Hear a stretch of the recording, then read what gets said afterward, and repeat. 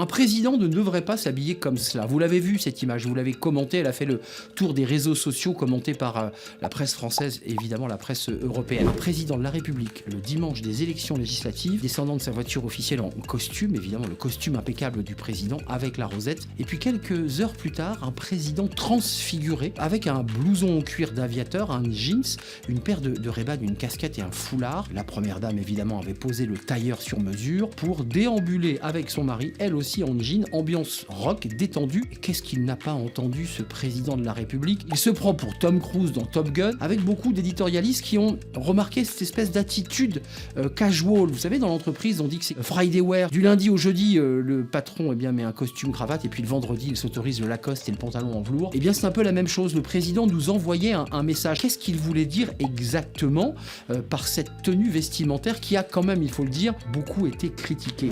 Un vêtement, c'est notre enseigne. Il nous classe, il nous situe, sans même avoir besoin d'ouvrir la bouche. Un président, c'est un homme évidemment en costume, et surtout un président de la République n'est pas un citoyen ou un Français comme les autres, même lorsqu'il marche dans les rues du Touquet, la main dans la main avec son épouse. Non, un président, pendant la durée de son mandat, ne s'appartient plus. Il n'est plus réellement lui-même. Il ne peut plus s'autoriser ce genre de petits pas de côté où, de manière très détendue, il pourrait déambuler comme tout citoyen. Au fond, si la situation n'avait pas été aussi tendue, personne ne lui reprochait ce look décontracté. Mais seulement voilà, le président avait annoncé cette dissolution. Peut-être que cette décision l'obligeait à garder une certaine rigueur vestimentaire. C'est la même chose dans l'entreprise. Il faut adapter évidemment son vêtement à la situation dans laquelle on va évoluer. Le casual, c'est compliqué lorsqu'on mène une réunion stratégique ou qu'on va animer une réunion avec des clients. En revanche, quand on sait que l'après-midi on va être plus tranquille, on peut s'autoriser un peu de relâchement. Peut-être aussi que les Français ont pensé qu'ils prenaient cela à la légère, qu'après tout ce n'était pas si grave. Ils lui refusent le droit au fond de se détendre. Un président ne devrait pas s'habiller comme cela. Un peu comme si un chirurgien vous auscultait au bord d'une piscine en maillot de bain, ou votre expert comptable faisait votre bilan annuel en discothèque avec un verre de whisky devant lui, ou un tennisman, pire,